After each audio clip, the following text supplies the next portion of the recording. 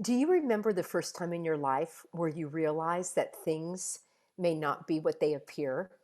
I'd like to hear from you in a comment below when you started having your awakening, when you scratched your head and said, things are not adding up. I need to dig deeper. We are going to do some deep digging today, and we are going to talk about NASA, and we are going to look at their exact declarations and some of their artists that are actually creating the images that NASA is presenting. So buckle up, we are going to be digging deep. I've got lots to share with you. So let me dive. It's kind of sad when we find out that we've been snookered, that we've been bamboozled, and we've been hogwashed.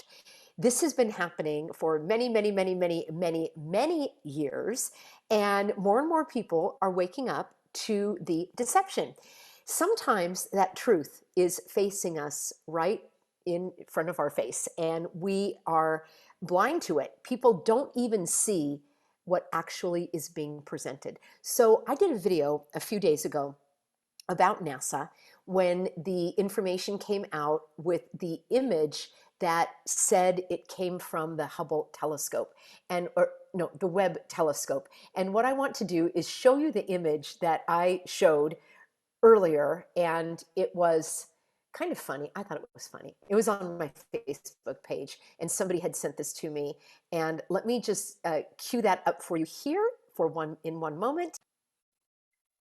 Here we go. We're going to take a look at this image. I thought it was pretty funny. It says 4.6 billion light years away, super, super crisp and clear. And then it said 10 feet away on the security cam. And you lovely, healthy Americans had wonderful responses to this. Some of you tried to justify the difference in the camera and so forth. It was very, very interesting to read.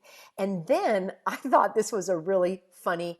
Actually, this is pretty funny. It says NASA just using 80s school photo background like we ain't going to notice. That was kind of funny as well. And I don't even know if this image is true or whether they created this, if they put this picture of this child on top of the Webb image, but it is kind of funny to me. And there are a lot of things that I want to show you in this video related to what NASA themselves are saying. So first of all, we are going to go to this fellow here, Joseph De Pasquale. He is a visualization specialist, a graphic designer, and a web developer. And he says that he is the senior data imaging developer in the Office of Public Outreach at the Space Telescope Science Institute. And then prior to that, he was the science imager for NASA. And it says, if you have ever seen a space image with X-ray data in it, and you know I'm looking at all those X's as well, you've probably seen my work. Having a background in both art and science has given me a unique skill set. I use art and aesthetics to prepare astronomical data for the creation of press quality imagery. And he has his portfolio here. I guess this is supposed to be the stars. And the visualization specialist is his title, or when he was working for NASA. I have worked in data analysis and visualization for the past 15 years. So this is a picture that he created. It's not actually an accurate image. It is an artist rendering. And he's not the only one that does this. There are others. Let me go a little further here. Hang on one second. I'm going to cue this up for you. All right, there is another fellow that is currently one of the multimedia artists for NASA. And let's take a look over here and we'll see what his resume says. We're going to hop right on over to Twitter and let's take a look, shall we? Tim Pyle, his handle here is @TimmyPyle, multimedia producer for NASA and Caltrans missions, former Hollywood animator. All right, are you following me? Yes, it's made up. And he is the creator of the PC game called Dum Dum. Yes. Now, this may be shocking for some of you that believe that these images are coming directly from space and that they haven't been created by artists or enhanced by artists. So we're going to look a little deeper here, and this is on his page. He talks about, here we go. How in the heck did researchers take a picture of the burbling black hole hidden in the center of our galaxy? And then this video shows what happens. And he even says that how they created this image out of multiple different images. And the video itself is kind of funny because I believe that it is there to deceive and confuse people. So that's interesting. I'll have to cover this person someday. This fellow, Tim, is known for, or maybe he's not known, but what he does is he creates images of exoplanets. So let's dig a little deeper, shall we? Here we go. Tim Pyle is a former visual effects animator for Hollywood. His credits include various Nickelodeon shows, Invader Jim, SpongeBob SquarePants, feature films including X-Men, Looney Tunes, science fiction films for which he won an Emmy. He has worked at Caltech IPAC since 2004. He develops artwork and animation for many high-profile NASA missions.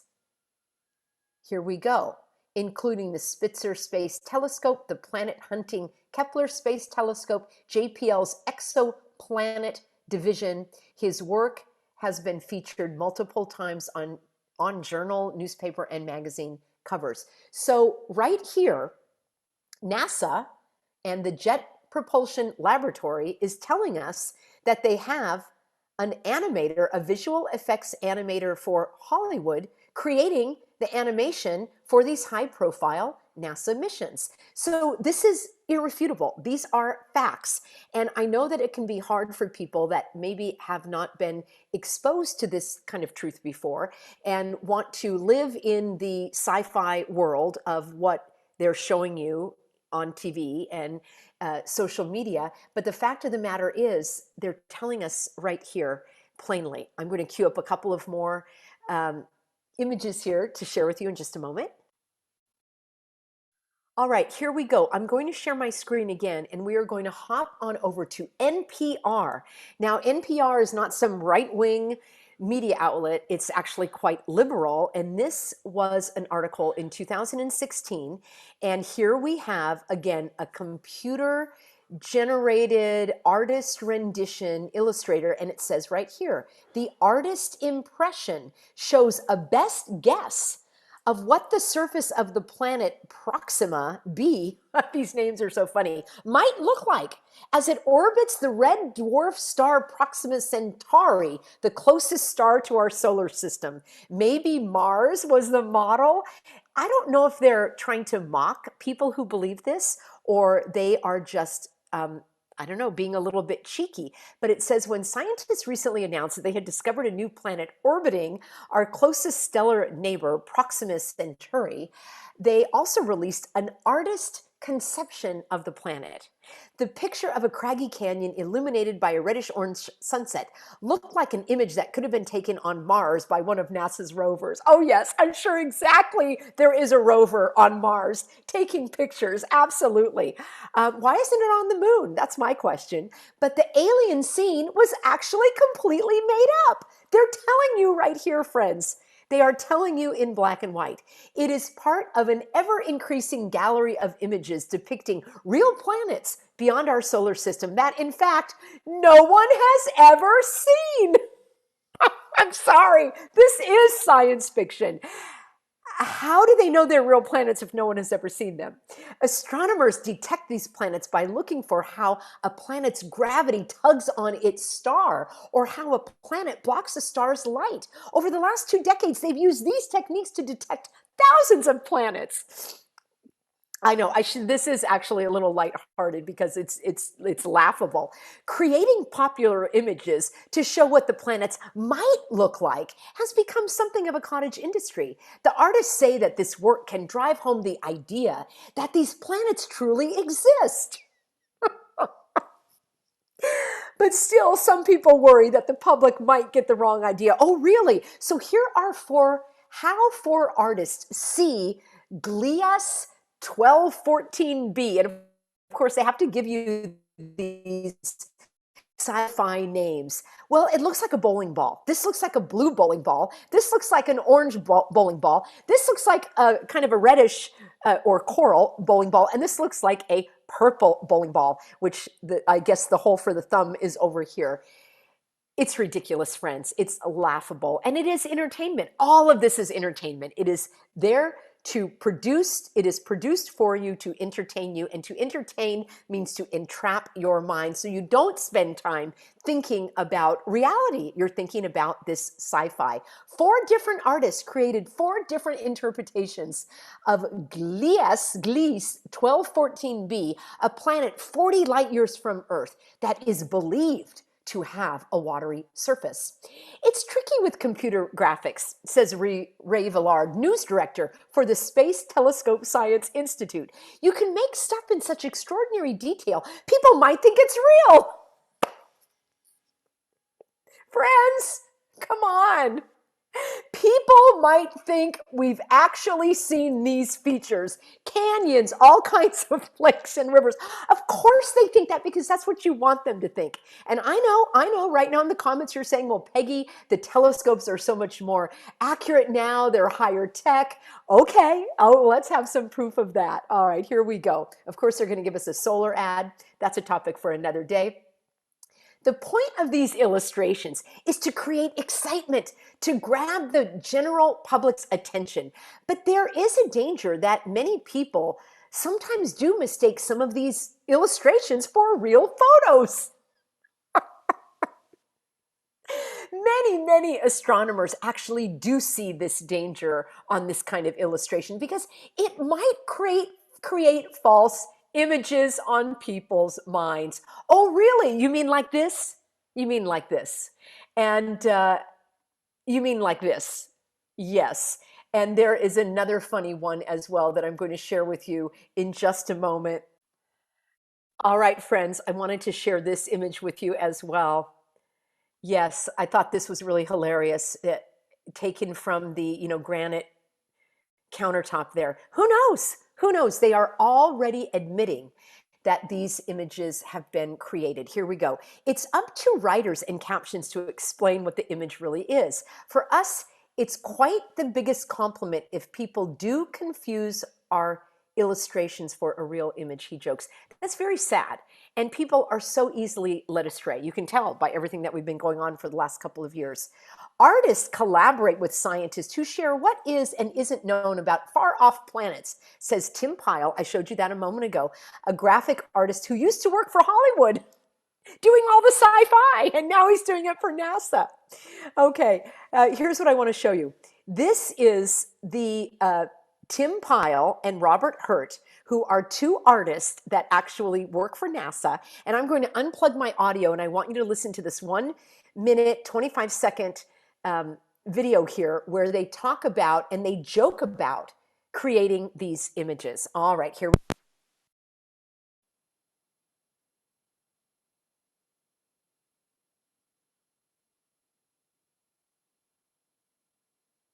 Where we place our virtual camera when we're creating these artist concepts is often very important to telling the story.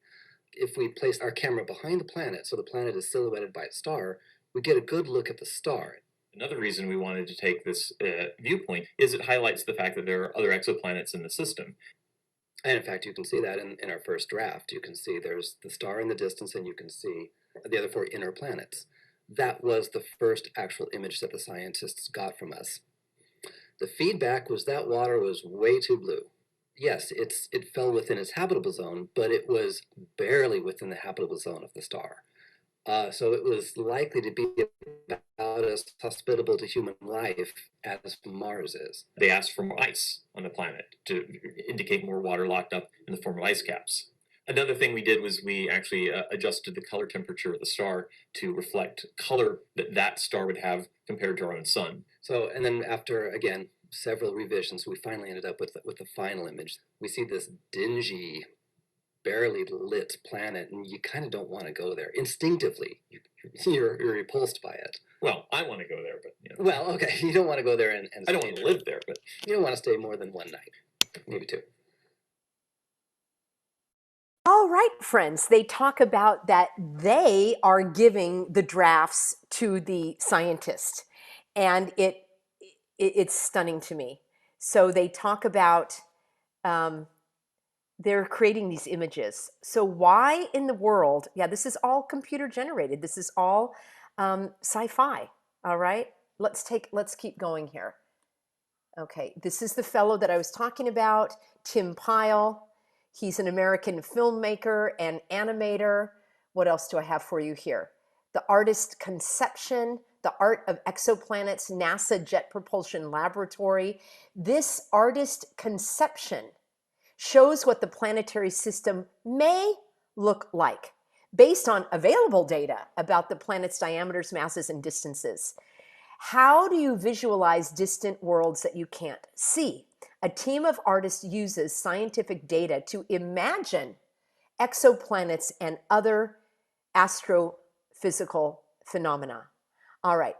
I've got so many things here. I've got so many links here, friends, that just goes on and on talking about how they are imagining these things. So why in the world? here's another one. Let me show you this one. I've got lots here. Okay, the one that we just looked at, that Robert Hunt, it says NASA illustrator who hides sci-fi Easter eggs in official images of space. He's a visualization specialist at NASA's Jet Propulsion Laboratory. Robert Hurt tells us how he balances scientific accuracy and creativity when creating stunning pieces of art that double as realistic depictions of space. I'm just reading the words, friends. They are telling you that these images are not real, that they are computerized illustrations. I have not listened to this video yet, so let's listen to it together, shall we? It's just 1 minute and 55 seconds long. And you know, I do like to go a little faster. Okay, I'm playing it a little faster, so we'll get through. Here we go. Is about how we function in the world. And science for me is how the world functions around us. There's always a balance between making something look just amazingly cool and awesome versus representing very correctly the ideas and process. My job is to sort of oversee all of the visual aspects of our science communication for the public. So if I had to pick sort of my favorite piece, it'd have to be this one. This is a representation of what our Milky Way galaxy might look like if we can look down on it from above. Knowing what the Milky Way looks like is kind of tantamount to having someone like drop you down in the middle of Times Square and say, okay, map out all of Manhattan standing at this spot. But what was interesting for me about this piece of art is there are actually features that I put in here for sort of artistic and guess reasons that have subsequently been discovered. In particular, this outer arm here, it looked terribly lopsided as a galaxy if you cut off this arm here, and you had the other arm really nicely down here. And then a couple years later, Thomas Dane, who studies hydrogen gas in the Milky Way, found an arm that followed almost exactly its location and length. Sometimes a piece of art can be considered a hypothesis, but then people can go and take further data. When I start into a project, the goal is to really come up with something that works just purely at an artistic level. But if I were to show this to the researchers, I want them to look at it and go, oh yeah, right, that's what it looks like. A good piece of science visualization art is kind of like a movie trailer. It tells you just enough that you want to go see it, and you have an idea of what you're going to get when you go there. But it doesn't tell the whole story, and you need to go to the movie if you really want to get the whole answer. I just came up with that on the spot. I am so using that from here on.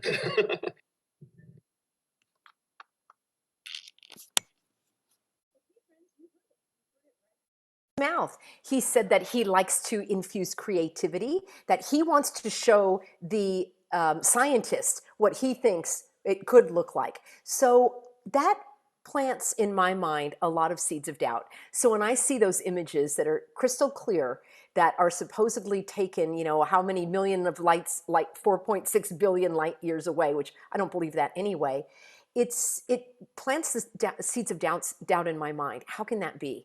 So I don't think it can be. And I think that is to capture the imagination and to distract people as well. There are a couple of other things that I wanted to show you. So let me just cue this up as we are finishing up. And this was taken from a press conference. And I'm going to show you this image. Let me cue this up, get this ready to go. And this was from, I'm quickly losing light here, so I'm going to be wrapping up shortly. Here we go, the James Webb Space Telescope. Some of you may have seen this very strange, I thought it was strange, press conference, and it was from the White House. And what grabbed me immediately was the honeycomb hexagon shape.